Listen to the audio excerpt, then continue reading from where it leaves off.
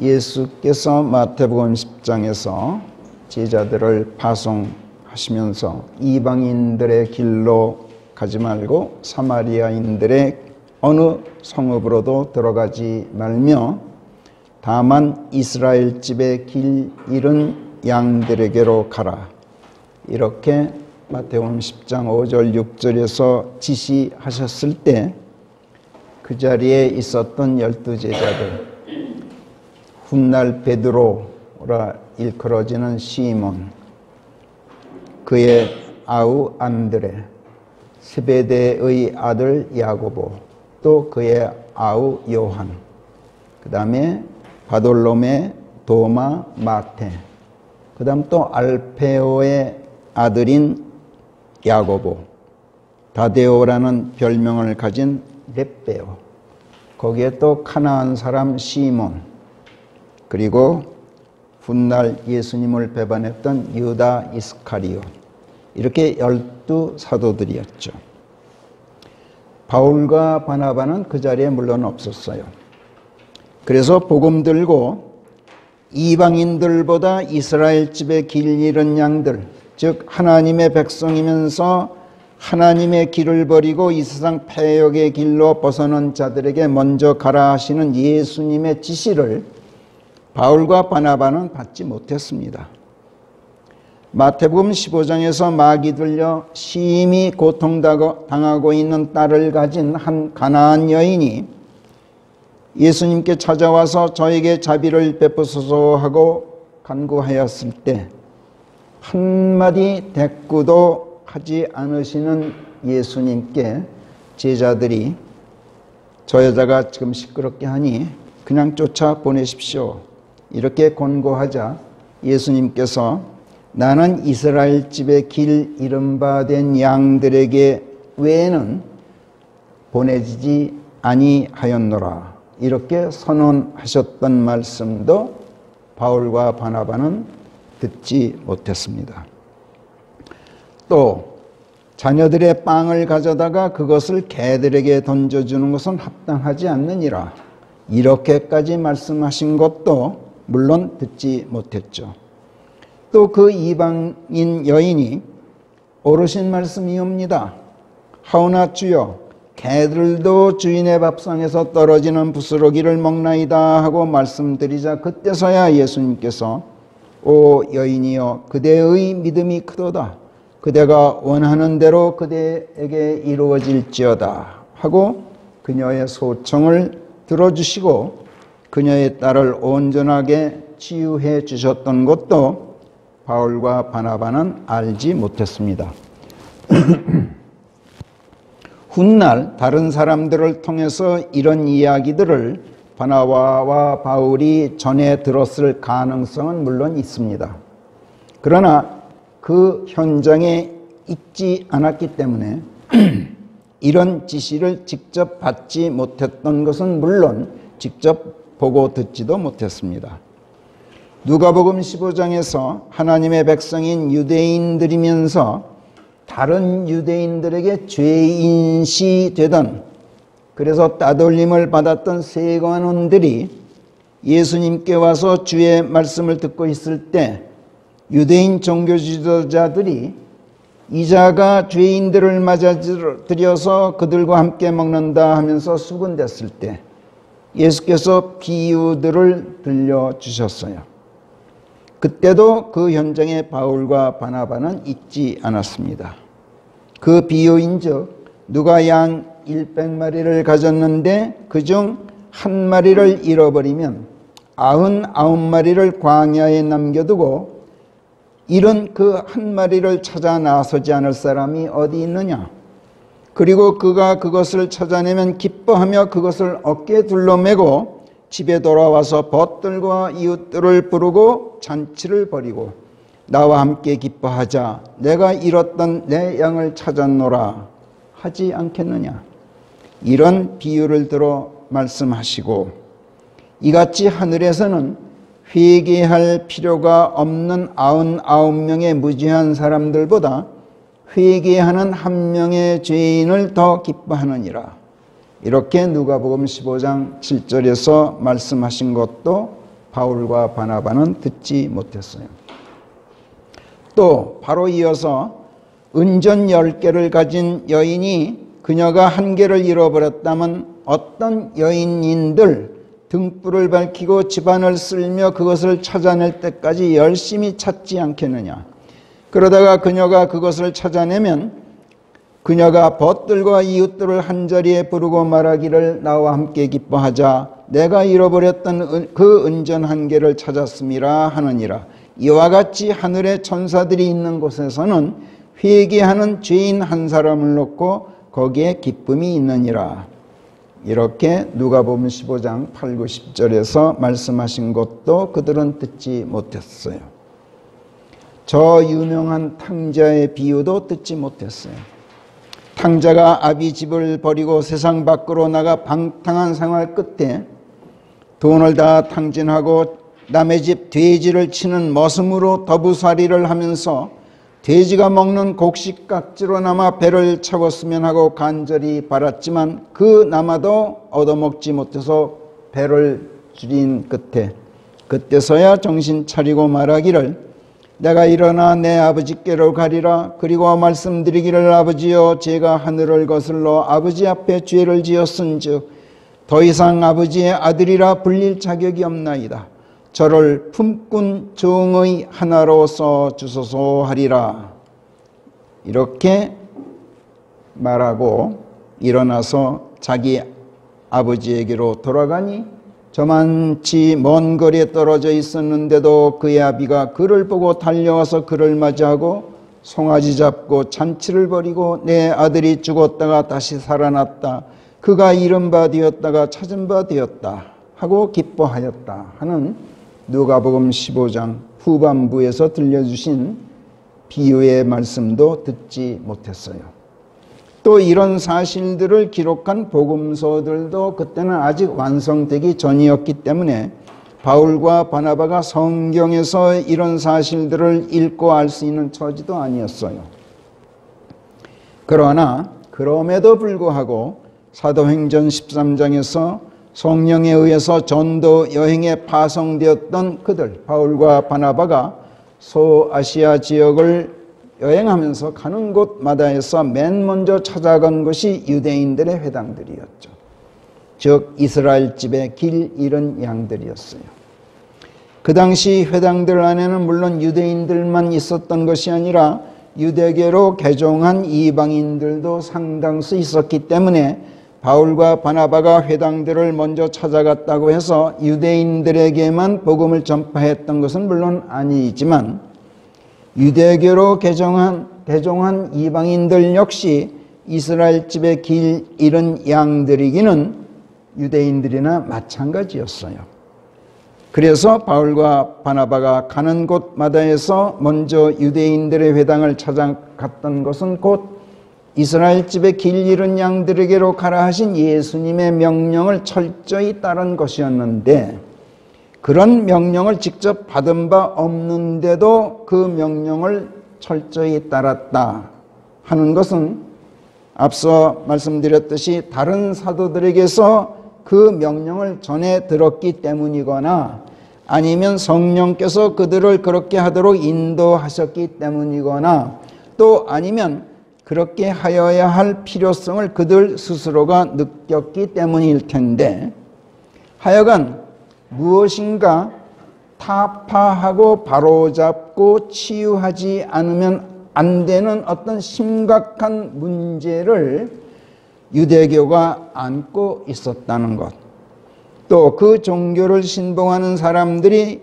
어떤 문제를 안고 있었다는 것을 예수님과 성령께서만이 아니라 바울과 바나바도 그 심각성을 알고 있었음이 분명합니다.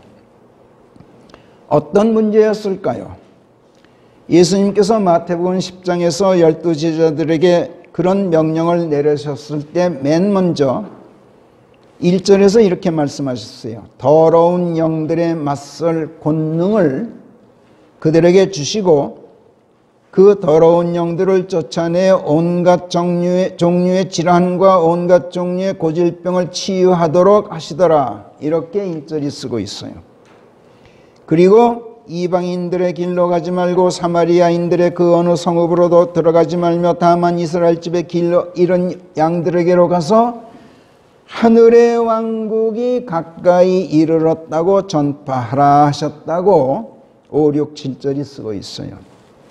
그러신 다음 8절에서 병들을 치유하고 문둥병자들을 깨끗하게 하며 죽은 자들을 일으키고 마귀들을 쫓아내되 너희가 거저 받았은즉 거저 베풀어라 이렇게 명령하셨죠. 그렇다면 당시 유대교와 또 그 종교를 신봉하는 유대인들이 안고 있었던 심각한 문제는 적어도 예수께서 보시기에는 유대인들이 더러운 영들인 마귀들에게 사로잡힌 나머지 문둥병을 비롯한 갖가지 질병들을 앓고 있는 자들이었고, 그래서 죽은 자들이어서 살아있어도 살아있는 것이 아니었다는 점이에요. 예수님의 눈에는 그렇게 비쳤어요. 그리고 더러운 영들 때문에 문둥병에 걸려서 살아있어도 산 것이 아니라 죽은 자들에 지나지 않는 그들을 길 잃은 양들이라고 부르셨다는 것, 그리고 그들에게 하늘의 왕국이 가까이 이르렀다고 전파하라 이렇게 명령하셨다는 사실은 그 당시 사람들이 비단 어떤 질병이나 문둥병 같은 신체상의 육체적인 질병에만 걸려있는 것을 말씀하신 것이 아니라는 것을 강력하게 암시하죠. 신체적인 질병, 육체적인 질병만 말씀하셨다면 하늘의 왕국이 가까이 임하였다 이렇게 선포할 필요가 없겠죠. 길 잃은 양들은 우리가 지지난주에 이미 봤습니다만 이사야서 53장 6절이 말씀하듯 선한 목자이신 하나님의 길에서 떠나 제각기 저갈 길로 발길을 돌리고 곁길로 벗어난 자들, 요컨대 이 세상 패역의 길로 탈선한 사람들을 일컬어요. 그래서 이들은 장차 하늘의 왕국이 임할 때 그 왕국에서 주와 함께 통치하는 영광의 보좌에 앉혀지지 못할 사람들, 말하자면 영적으로 병든 사람들을 일컬어요. 우리는 오래전에 이미 공부해서 아는 바입니다만 성경에서 왕국이라고 할 때 킹덤, 하늘의 하나님의 나라라는 말과 왕국이란 말은 의미가 좀 다릅니다. 왕국도 나라는 나라인데 민주공화국이라든지 인민공화국이라든지 무슨 사회민주주의 공화국이라든지 이런 나라가 아니에요. 왕국이에요. 왕이 다스리는 나라. 그래서 나라 이렇게 하는 것은 옳지가 못해요. 성경대로 킹덤은 킹덤이에요. 킹덤 of God이 있고 킹덤 of Heaven이 있어요. 하나님의 나라, 하나님의 왕국, 하늘의 왕국. 어떻게 다른지는 여러분들이 다 잘 알고 계실 거예요. 하늘의 왕국, Kingdom of Heaven은 실제로 대환란이 끝나고 예수님의 제상 재림과 함께 대환란이 끝나고 이 세상 왕국들이 다 종결되고 지상에 하늘에서 내려와 지상에 펼쳐질 실질적인 왕국을 하늘의 왕국이라 그래요. 이거를 개역본에서는 천국이라 그래요. 근데 문제는 개역본에서는 하나님의 왕국과 하늘의 왕국을 다 같이 천국이라고 한다는 점이에요. 이에 반해서 Kingdom of God, 하나님의 왕국이란 말은 영적인 왕국, 눈에 보이지 않는 영적인 왕국, 구원받고 거듭나면 누구든지 백성이 되는 영적인 왕국, 그러니까 우리는 이미 하나님의 왕국에 들어가 있는 사람들이에요. 그러나 하늘의 왕국은 아직 임하지 않았어요. 그건 예수님의 지상재림과 함께 이 세상이 종결되고 천년 왕국이 시작되어야 그게 지상에 펼쳐질 하늘의 왕국이에요. 그러니까 하늘의 왕국은 요한계시록에서 나오는 천년 왕국을 말해요. 예수님과 함께 모든 성도들이 함께 통치하게 되죠. 하나님의 제사장 또는 예수 그리스도의 제사장들이 되어서 주님과 함께 통치하게 된다고 성경은 예고하고 있어요. 그 왕국, 하늘의 왕국은 장차 그리스도의 지상재림과 함께 사탄이 결박되어서 바닥 없는 구더기 속에 던져짐과 함께 대환란 시대가 끝나야, 그리고 이 세상 모든 왕국들이 다 사라지고 그 다음에 가시적으로 임하게 될 실제적인 왕국이에요. 천년왕국. 신실한 그리스도인들은 첫 번째 부활에 참여해서 이 왕국에서 하나님의 제사장 또는 그리스도의 제사장들이 되어서 예수님과 함께 그 왕국을 통치하게 되죠. 성령께서는 요한계시록 20장에서 이 광경을 사도 요한에게 미래상으로 보여주셨어요. 그리고 요한계시록 20장 1절부터 6절까지 사도 요한으로 하여금 다음과 같이 기록하도록 하셨죠. 요한계시록 20장 1절부터 우리 같이 읽어봐요. 시작.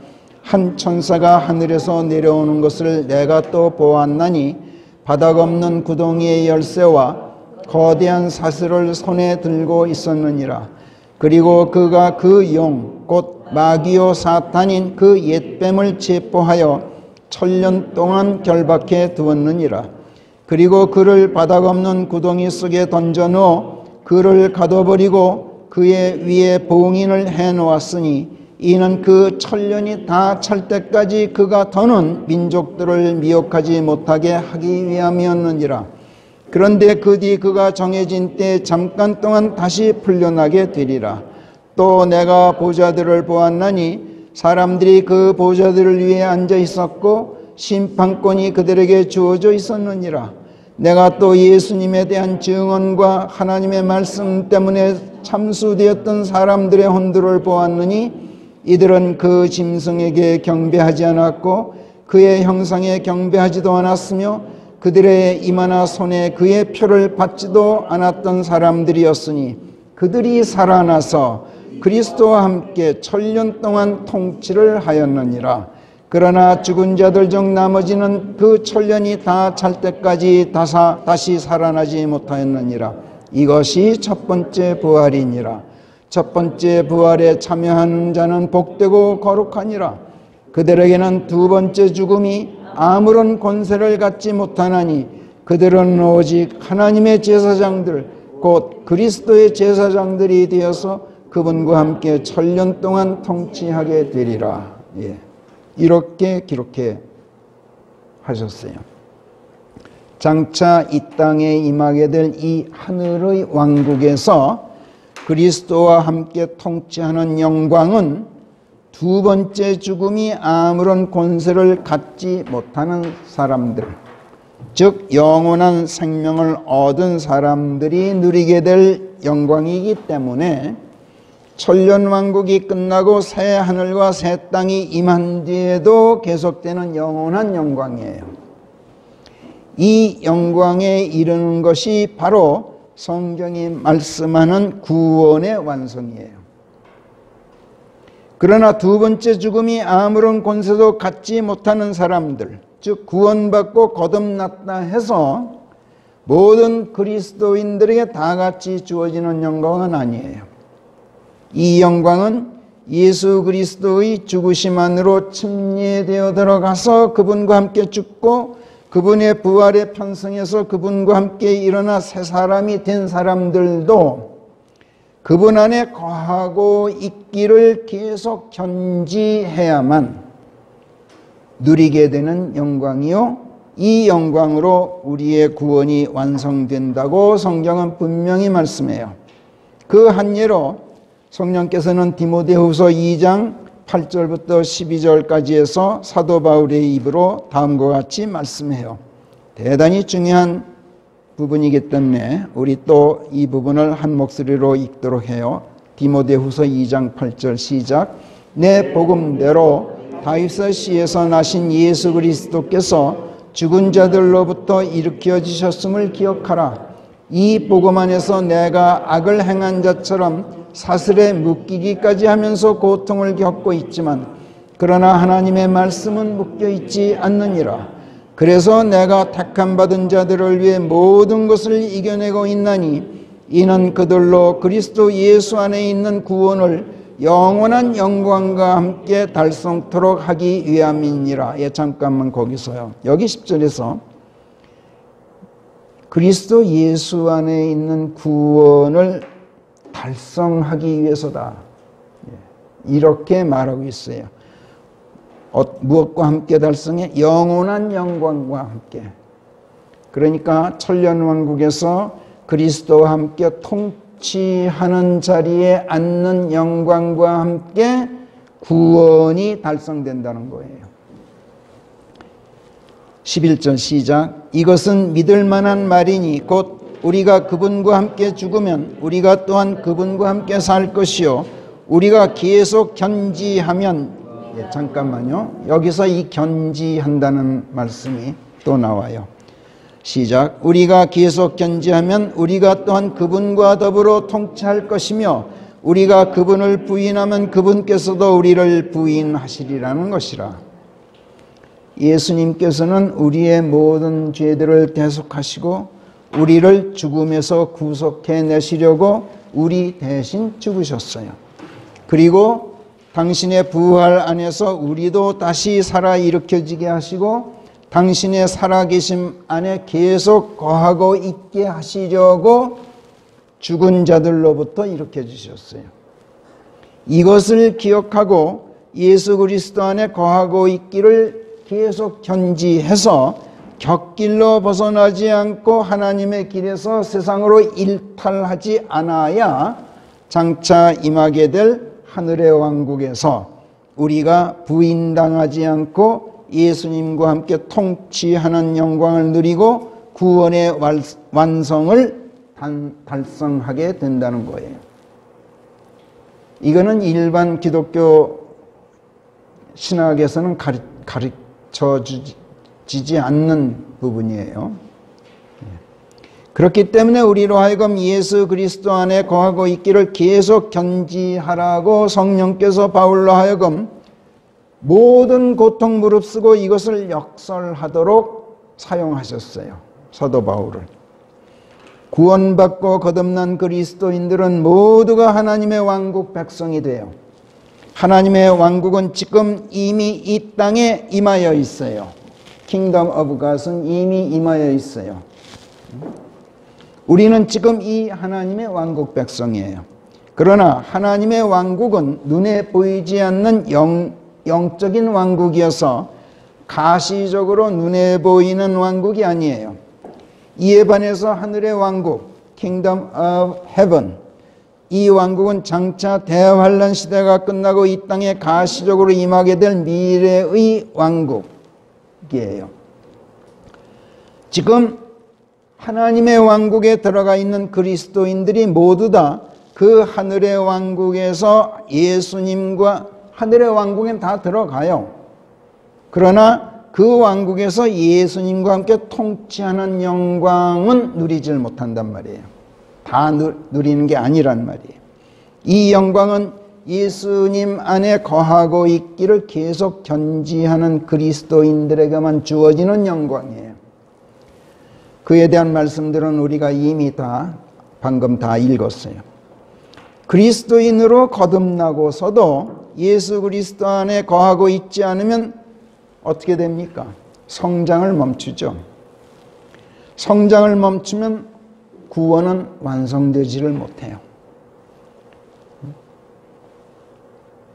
그리스도인의 성장을 성경은 지어져 올라가는 성전, 건축되어지고 있는 성전에 비유합니다. 그리고 지어져 올라가는 성전이 완성되었느냐 여부, 이거는 장차 그리스도의 심판석에서 불로 가려지게 된다. 이렇게 고린도전서 3장 12, 13, 14, 15에서 분명하게 말씀해요.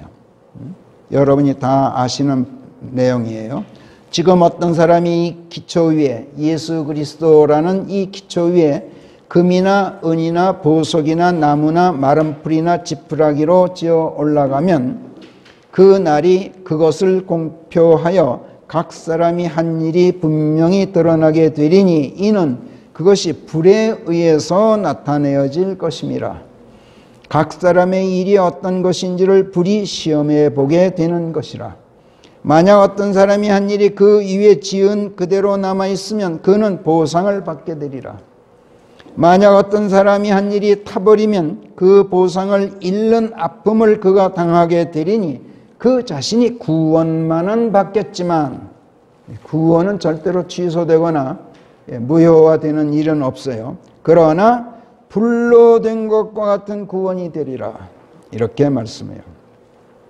여러분, 제가 지난 과거에 말씀드린 바 있습니다. 불로 된 구원, 다 타버리고 앙상하게 뼈대만 남은 구원. 그리스도인이 장차 천년왕국에서 그리스도와 함께 보좌에 앉아 통치하는 영광에 이르지는 못하더라도 그러나 그 자신이 구원만은 받는다. 이렇게 말씀해요. 그러나 그 구원이 불로 된 것과 같은 구원이 되리라. 불로 된 구원이면 다 타버리고 잿더미 위에 성전 기둥들만 앙상하게 남아있는 것과 같은 아주 초라하고 부끄럽게 벌거벗고 있는 것과 같은 구원이에요. 이스라엘 집에 길 잃은 양들이 길 잃은 그대로 있으면 바로 이렇게 부끄럽고 초라한 구원에 머물러 있게 돼요. 거듭난 사람, 그래서 하나님의 왕국에 들어간 사람도 예수 그리스도 안에 계속 거하고 있지 않으면 성장을 멈추고 구원이 완성되지 않아서 하늘의 왕국에서 그리스도와 함께 통치하는 영광에 이르지 못할진대 거듭나지 못한 사람이야 더 말해서 못하겠어요. 유대교가 안고 있는 문제가 이것이었어요. 또 종교를 신봉하는, 유대교라는 그 종교를 신봉하는 유대인들이 안고 있는 문제가 바로 이거예요. 유대교인들은 예수 그리스도의 믿음을 통해서 거듭나지도 못한 사람들이고 따라서 하나님의 왕국에도 들어가지 못한 사람들이에요. 그러니까 하늘의 왕국은커녕 하나님의 왕국에도 들어가지 못했단 말이에요. 그러니 하늘의 왕국이 지상에 임할 때 그리스도와 함께 그 왕국을 통치하는 영광에 이른다는 것은 절대로 불가능해졌죠. 하나님의 백성으로 선택받았다는 민족이 이 모양이에요. 또 오직 하나님만을 유일신으로 믿고 섬긴다는 사람들이 이 모양이에요. 예나 지금이나 유대교 자체가 종교에 지나지 않기 때문에 그래요. 그들이 아무리 하나님을 잘 섬기고 아무리 경건해도 예수 그리스도의 눈에는 하나님의 길을 버리고 제각기 저갈 길로 벗어난 길 잃은 양들이고 더러운 영들에 사로잡혀 있는 문둥병자들이에요. 살아있어도 산 것이 아닌 죽은 자들이에요. 모든 종교가 다 그래요. 오늘날 기독교라는 이름의 종교도 종교적 교리들을 고수하는 한 마찬가지예요. 유대교나 기독교나 오직 하나님 한 분만을 유일신으로 섬긴다는 점에서는 성격이 같아요. 기독교가 유대교와 다른 점은 하나님을 유일신으로 섬기는 데서 좀 더 진일보했다는 점, 예수 그리스도를 구약 성경이 예언했던 그 그리스도로 인정하고 하나님의 아들로 받아들이고 그분께서 십자가에서 율법의 의의를 이루셨기 때문에 더 이상 율법에 매여 있지 않다고 가르치는 그 교리, 이것만은 기독교가 유대교보다는 진일보했어요. 적어도 교리적 형식으로 볼 때는 그래요. 이에 반해서 유대교에서는 예수님을 하나님의 아들로 받아들이지도 않으려니와 그 그리스도, 즉 하나님께서 보내주기로 약속하신 그 메시아로도 인정하지 않아요. 그들은 예수 그리스도를 한 선지자에 불과한 분으로 취급하면서 아직도 민족적 구원을 성취하실 메시아가 오기를 기다리면서 율법에 매여 있어요. 율법에 매여 있다. 이 말은 율법을 지키는 사람의 자기의로 구원받게 된다는 이른바 율법주의적 행위 구원 교리를 고수하고 있는 것을 말해요. 기독교는 유대교의 그런 교리를 타파해요. 적어도 교리적 형식으로는 그래요. 그리고 예수 그리스도가 하나님의 아들이심과 화목제물 되심, 그래서 십자가에 달려 대속의 죽음을 죽으셨다는 것, 그리고 부활하셨다는 것, 그리고 승천하셨다는 것, 장차 재림하신다는 것까지 기독교에서는 믿고 받아들여요. 그리고 이러하신 그분을 믿고 그분을 구원자로 받아들이기만 하면 구원받게 된다는 교리를 고수해요. 바로 마지막 이 부분에서 문제가 생기죠. 기독교가 유대교보다 훨씬 진일보하긴 했어요. 그러나 내가 예수님을 믿어서 구원받는다, 내가 믿어서 구원받는다는 이 교리는 구원을 내 공로로 돌리는 행위예요. 그렇다면 내가 율법을 지키는 내 행위로 구원받는다는 유대교의 율법주의적 행위 구원 교리와 무엇이 다른가요? 하나도 다를 바가 없어요. 말만 살짝 바꾼 거예요. 믿는 것은 행위가 아니다 라고 그들은 강변해요. 믿는 것이 왜 무슨 행위냐? 믿는 것은 일종의 정신작용이다.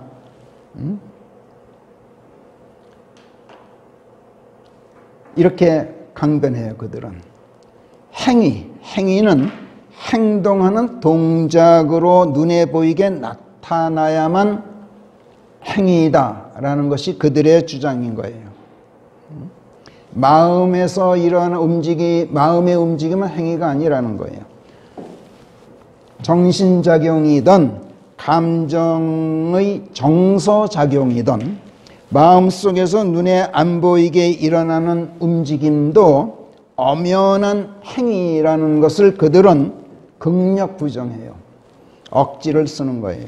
마음속에서 일어나는 움직임은 눈에 보이지 않게 일어나서 티 안 나게 마음속에 숨죽이고 있지만 그래도 행위는 행위예요.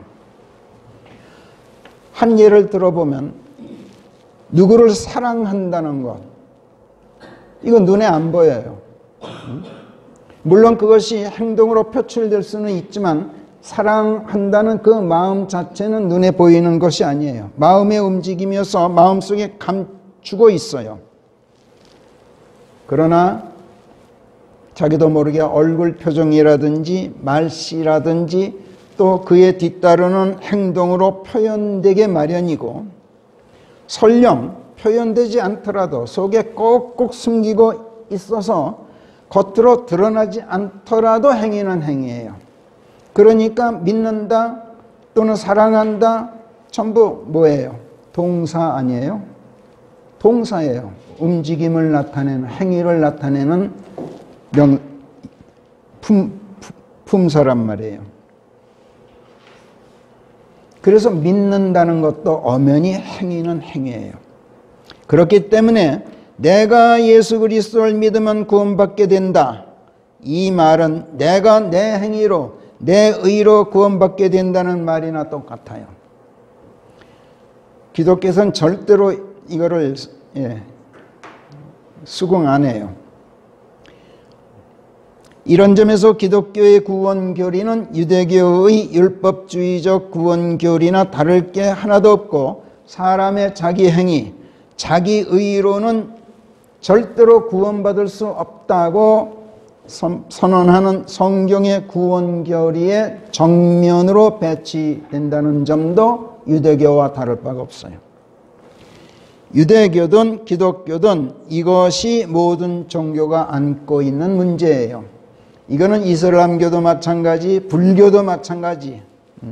모든 종교에 공통되는 점이 인간 중심이에요. 내가 도를 닦아서 어느 경지에 이른다. 내가 도를 닦아서 부처가 된다. 전부 내가예요. 사탄의 교리죠. 성경의 구원 교리는 이렇습니다. 우리 다시 한번 정리해 볼게요. 우리 다 아는 사실이지만 다시 한번 정리해 봐요. 성경의 구원 교리. 하나님께서는 당신의 백성에게 율법을 주시고 그것을 준수할 때 모든 죄들을 용서하고 구원하실 것을 약속하셨어요. 먼저 율법을 주시고 이 율법을 너희들이 100% 준수하면 내가 모든 죄들을 용서하고 구원하겠다 약속하셨어요. 그러나 누구도 율법을 다 지킬 수 있는 사람은 아무도 없었어요. 있을 수가 없죠.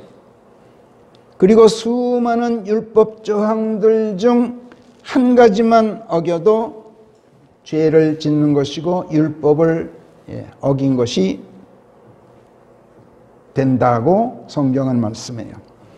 따라서 율법을 통해서는 누구도 죄 없다 인정받을 사람이 없고 율법을 준수한 인간의 자기 행위, 자기 의로 구원받을 수 있는 사람도 사실상 아무도 있을 수가 없어요.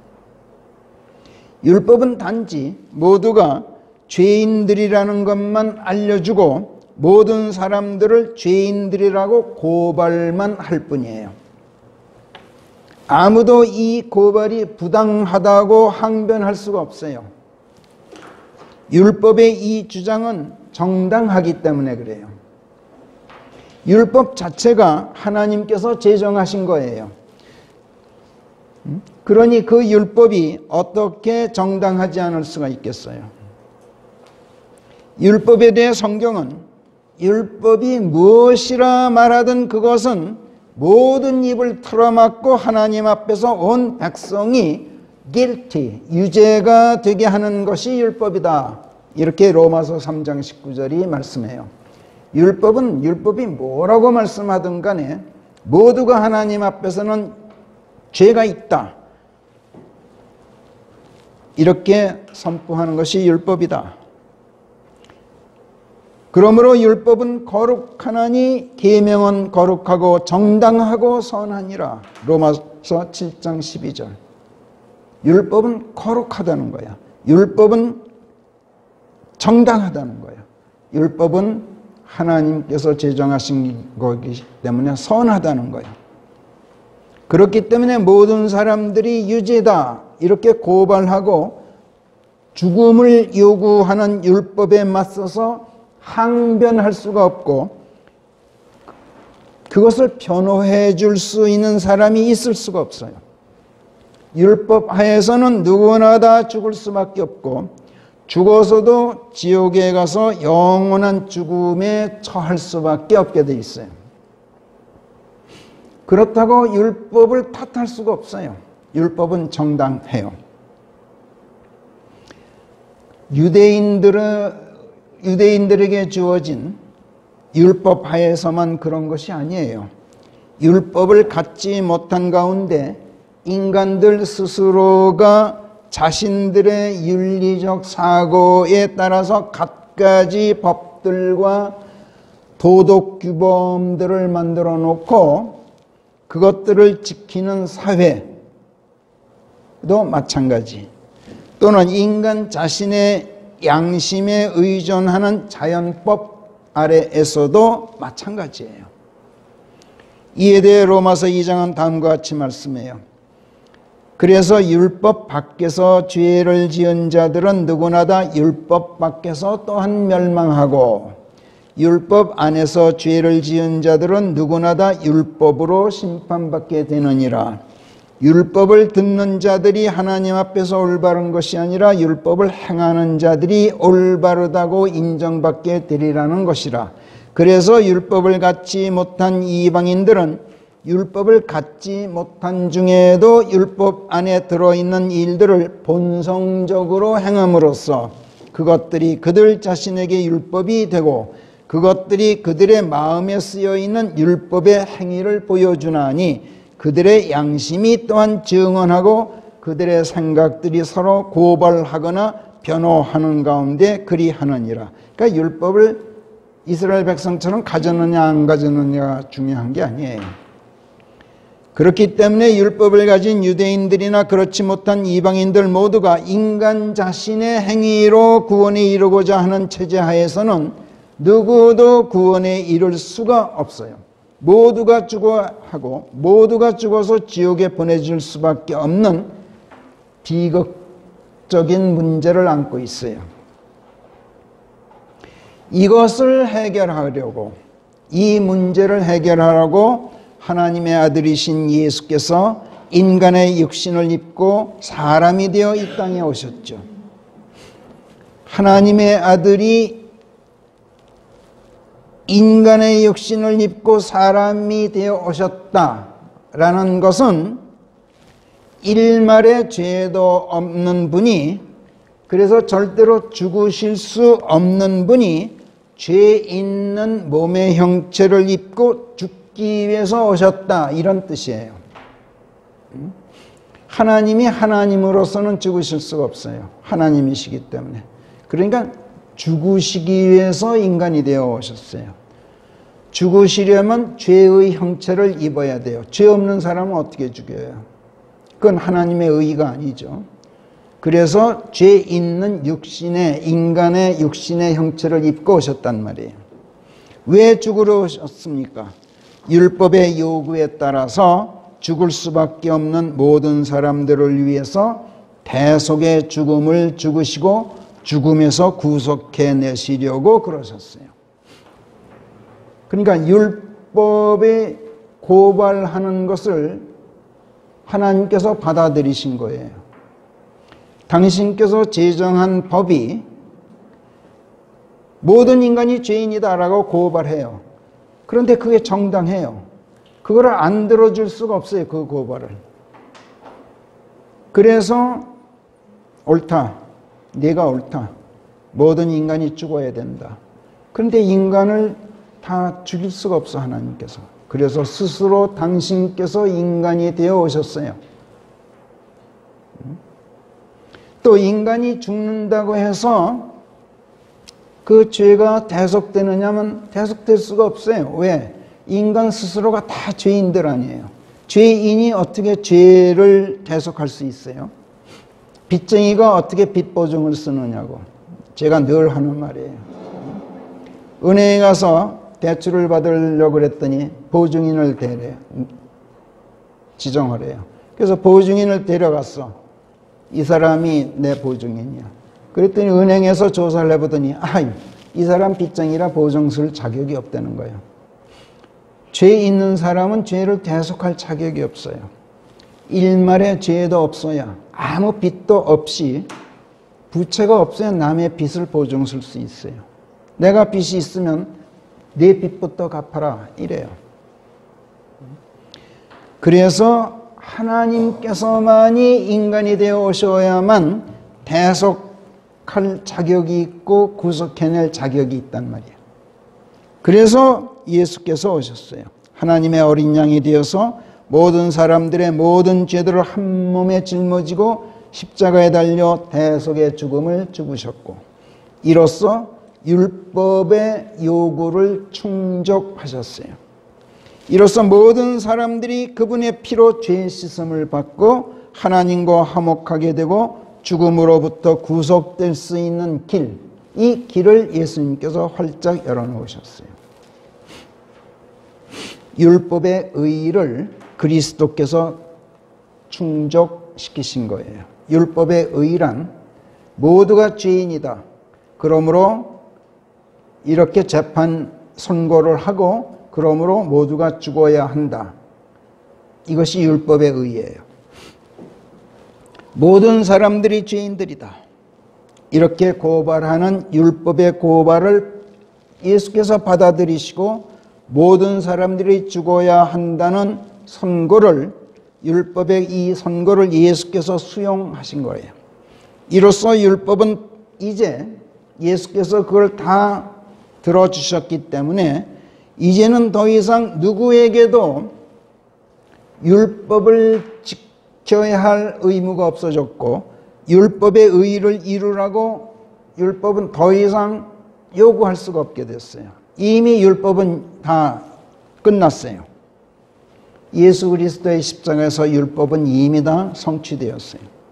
그러므로 누구든지 예수 그리스도를 믿고 그분을 의탁한 가운데 그분 안으로 침례되어 들어가서 그분께 안겨 있으면, 그분과 한 몸이 되면 그분의 죽으심이 그의 죽음으로 간주되고, 그분께서 율법의 의를 충족시키신 것이 그가 한 일로 헤아려지게 돼요. 예수님 안에 들어가 있기 때문에 예수께서 하신 것이 내가 한 것이 된단 말이에요. 예수님 안에 들어가 있기 때문에 나도 일말의 죄가 없는 존재가 되고, 죄가 일말의 죄도 없기 때문에 내가 스스로 죽어도 내 죄를 내가 내 피값으로 갚을 수가 있는 거예요. 사실은 내 것이 아니라 예수님의 것이었는데도 하나님께서는 그렇게 계산해 주신다는 말이에요. 그분께서 당신의 피로 내 죄값을 치르신 것이 내가 내 피로 내 죄값을 치른 것으로 계산돼. 그러나 예수 그리스도를 믿는 것만으로는 안 돼요. 여기서 굉장히 조심해야 돼요. 이렇게 되려면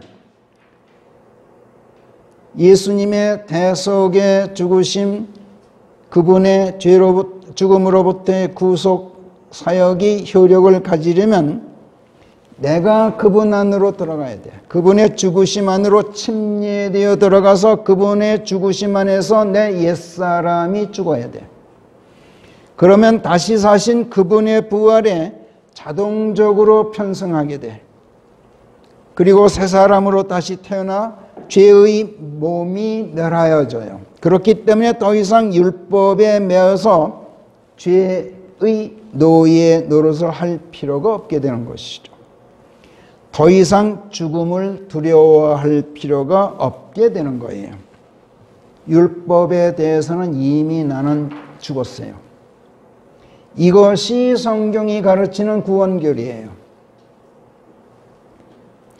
이에 대해 성령께서는 로마서 6장에서 다음과 같이 말씀해요. 우리 같이 읽어요. 로마서 6장 3절 시작.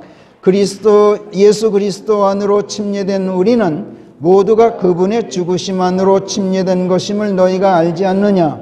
그리하여 우리가 죽음 안으로 침례되어서 그분과 함께 장사되었으니 그리스도께서 아버지의 영광을 힘입어 죽은 자들로부터 일으켜 주셨듯이 우리도 그같이 생명의 새로움 안에서 행하여야 하느니라. 이는 우리가 그분의 죽으심과 같은 방식으로 함께 심겨졌다면 우리가 또한 그분의 부활과 같은 방식으로 부활하게 될 것이기 때문이니 우리의 옛사람이 그분과 함께 십자가형에 처해져 죄의 몸이 멸하여졌다는 이것을 아는 가운데 이제부터는 우리가 죄를 섬겨서는 안 되는 것이라. 예수 그리스도의 죽으심 안으로 침례되어 돌아가서 그분과 함께 죽고 그분과 함께 우리의 옛사람이 장사까지 지내지면 죽은 자들로부터 다시 일으켜지신 그분의 부활 안에서 우리가 그분과 함께 일으켜지는 것도 자동적으로 일어나는 현상이에요. 그분의 부활에 편승해서 다시 일으켜진 우리는 더 이상 율법에 매어서 죽음에 이르는 열매를 맺던 지난날의 우리가 아니야. 율법에 대해서는 이미 죽었기 때문에 율법에 매여 있던 육신은 이미 죽어 없어졌어요. 이제는 예수 그리스도 안에서 그분과 한 몸이 된 가운데 영원한 생명이신 하나님께 이르는 일을 하게 된 사람들이에요. 사람의 육신 안에 있는 사람이 아니라 예수 그리스도 안에 있는 사람, 즉 영 안에 있는 사람이 된 거예요. 이것이 성경이 말씀하는 구원이고 이것이 성경이 말씀하는 거듭난 사람이에요. 이에 대해 성경은 로마서 7장에서 또 다음과 같이 말씀해요. 로마서 7장 4절부터 시작. 그러므로 내 형제들아 너희도 그리스도의 몸에 편성함으로써 율법에게는 죽은 것이 되었나니 너희는 다른 남자 곧 죽은 자들로부터 일으키신 그분에게 시집갈 수 있게 되었고 이로써 우리가 하나님께 이르는 열매를 낼 수 있게 되었느니라. 우리가 육신 안에 있었을 때에는 율법에 의해서 있게 된 죄들이 활동하여 우리 몸의 지체들 안에서 죽음에 이르는 열매를 내는 일을 하였느니라. 그러나 우리가 이제는 율법에서 벗어났나니 우리가 붙잡혀 있던 것 안에서 죽었기에 그리 되었느니라. 이로써 우리가 법문의 낡음 안에서 섬기지 않고 영의 새로움 안에서 섬기게 되었느니라.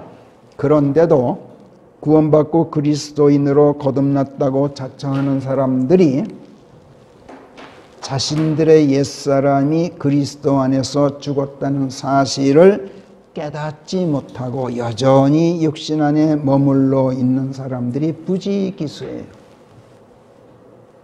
이런 사람들이 어찌 될 것인지에 대해서 성령께서는 로마서 8장에서 이렇게 말해요. 그리스도 예수 안에 있는 자들은 육신을 따르지 않는다. 영을 쫓아 행한다. 그렇기 때문에 그들에게는 이제 단죄될 일이 없다. 이는 그리스도 예수 안에 있는 영이라는 생명의 법이 죄와 죽음의 법에서 나를 자유하게 했기 때문이다. 이는 율법이 육신을 거치면서 나약해져서 율법이 죄를 처단할 수가 없었던 것을 하나님께서 죄를 처단하시려고 당신 자신의 아들을 죄 있는 육신의 모습을 입혀 보내시고 그 육신 안에서 죄를 처단하셔서 육신을 따라 행하지 않고 영을 따라 행하는 우리 안에서 율법의 의가 이루어지게 하셨기 때문이다. 그래서 육신을 따르는 자들은 육신의 일들의 생각을 기울이지만 그러나 영을 따라 행하는 자들은 영의 일들의 생각을 기울인다. 실로 육신적으로 생각이 쏠리게 되면 죽음인즉 오직 영적으로 생각이 쏠려야 생명이요 평강이니라. 육신적인 생각은 하나님에 대한 적의이기 때문이니 그것은 하나님의 법에 복종하는 것이 아니요 사실상 복종할 수도 없음이라. 사실이 그러한즉 육신 안에 있는 자들은 하나님을 기쁘시게 할 수가 없느니라. 그러나 너희는 육신 안에 있지 않고 영 안에 있나니 과연 하나님의 영께서 너희 안에 사신다면 그러하니라. 무릇 어떤 사람이라도 그리스도의 영을 지니지 않았다면 그는 그분의 것이 아니니라. 그런즉 그리스도께서 너희 안에 계신다면 몸은 죄 때문에 죽어 있지만 그러나 의 때문에 그 영께서 생명이 되어 계시느니라. 오직 예수님을 죽은 자들로부터 일으키신 그분의 영께서 너희 안에 사시면 그리스도를 죽은 자들로부터 일으키신 그분께서 죽을 수밖에 없는 너의 몸 또한, 이번에는 몸이 나와요, 너희 안에 사시는 그분의 영으로 살려내시리라. 이거는 미래형이에요. 우리 몸도 다시 살아난단 말이에요. 그러므로 형제들아 우리가 빚진 자들이로되 육신에 빚진 것이 아닌즉 육신을 따라 살 것이 아니니라. 너희가 육신을 따라 살면 너희는 죽을 것이로되 그러나 너희가 영을 통하여 몸의 행실을 죽이면 너희는 정령 살게 될 것이므라. 하나님의 영으로 인도되는 자들은 누구나 다 하나님의 아들들이기 때문이니라. 이 말씀에 따르면 그리스도인이라고 자처하면서도 육신을 버리지 못해서 육신적인 생각으로 마음이 쏠려서 육신의 일을 도모하면서 육신을 따라 살면 하나님의 영께서 그들 안에 사시는 것이 아니라는 거야. 하나님의 영으로 인도되는 자들이 아니라는 거야. 그렇기 때문에 사실은 그들이 완전한 구원에 이른 것이 아니라 겉모습만 그리스도인이라는 얘기예요. 하나님의 영께서 너희 안에 과연 사신다면 그러하니라. 앞에서 분명히 말했어요. 그들이 예수님께서 말씀하신 바로 이스라엘 집의 길 잃은 양들이고 더러운 영들에게 붙잡혀 있는 문둥병자들이에요. 이들이 왜 그런 상태에 머물러 있을까요? 예수 그리스도를 믿기만 하면 구원받게 된다는 기독교라는 이름의 종교교리 때문에 그래요.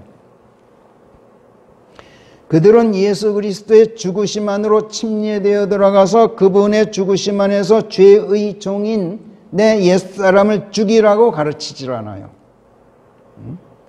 그래서 침례라는 말도 그들은 세례, 물 몇 방울 똑똑 떨어뜨리는 세례라고 살짝 고쳐놨단 말이야. 그들은 나를 사랑하셔서 나와 한 몸이 되어주시는 예수 그리스도의 사랑, 예수 그리스도의 믿음, 그 파워, 그 권능을 가르치는 것이 아니라 그분을 믿는 나의 행위, 나의 자기 의에서 나오는 내 파워를 가르쳐요. 이것은 성경의 교리가 아니라 마귀의 교리예요. 그래서 예수님께서는 그들을 더러운 영들에 사로잡힌 문둥병자들이라고 말씀하셨던 거예요.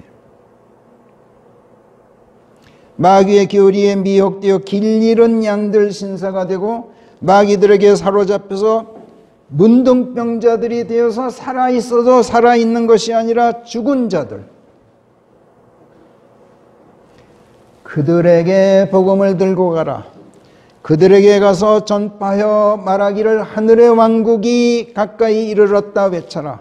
그들을 치유하고 그 문둥병자들을 깨끗하게 해라. 죽은 자들을 일으키고 마귀들을 쫓아내라. 이렇게 예수께서 명령하셔요. 그런데 우리가 이 명령에 따라서 그들에게 가서 여러분들은 길 잃은 양들입니다. 여러분들은 문둥병자들입니다. 여러분들은 마귀에 사로잡혀서 살아있어도 살아있는 것이 아니라 죽어있는 사람들입니다. 왜 그렇게 됐는지 아십니까? 예수 그리스도를 믿기만 하면 구원받게 된다고 가르치는 마귀의 거짓 교리에 여러분들이 속아 넘어갔기 때문입니다. 여러분이 믿는 것은 잘하는 것이지만 마귀도 믿고 떤다고 야고보서 2장 19절이 말씀합니다. 너희가 믿는 것은 너희 행위다. 사람의 자기 의에 지나지 않는다.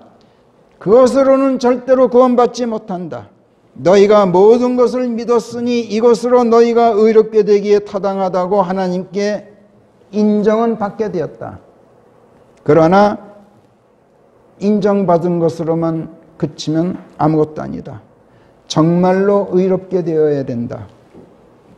예수 그리스도의 피 덕에 의롭게 되기에 타당하다고 우리가 이제 인정받았으니 그렇다면 much more, 거기서 훨씬 더 해서 그분을 통하여 이제는 진노에서 구원받아야 할지니라.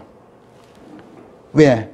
우리가 원수들이었을 때 그분의 아들의 죽으심 덕에 우리가 용서받고 하나님과 화해하게 되었다면 화해하게 된 여기서 much more, 훨씬 더 나아가서 킹제임스 성경은 분명하게 much more, 거기서 훨씬 더 나아가서 그분의 살아나심 덕에 우리가 구원받아야 될 것이기 때문이다. 그래야 우리가 그분 덕에 지금 받아갖고 있는 속죄를 속죄가 유효해질 뿐만 아니라 그분을 통해서 우리가 또한 하나님 안에서 기뻐하게 된다. 이렇게 로마서 5장에서 9절, 10절, 11절에서 역설하신다.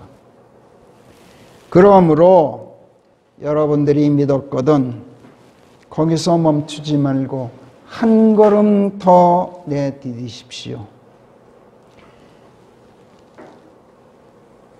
우리 죄들을 다 짊어지고 우리를 위해서 우리 대신 죽으신 예수 그리스도의 죽으심 안으로 침례되어 들어가서 그분과 함께 죽고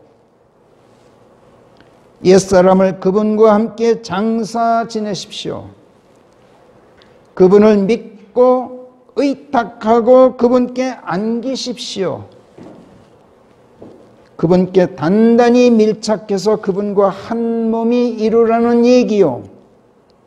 이것이 성경이 말씀하는 그리스도의 믿음이요 너희가 믿는 것이 믿음이 아닌즉 예수 그리스도의 이 믿음을 통해서만 구원받게 된다고 성경이 가르치오.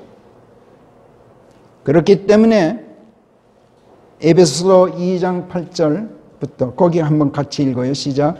너희가 믿음을 통하여 은혜로 구원받게 되었나니 그 믿음도 너희 자신에게서 나온 것이 아닌즉 그것은 하나님의 선물이니라.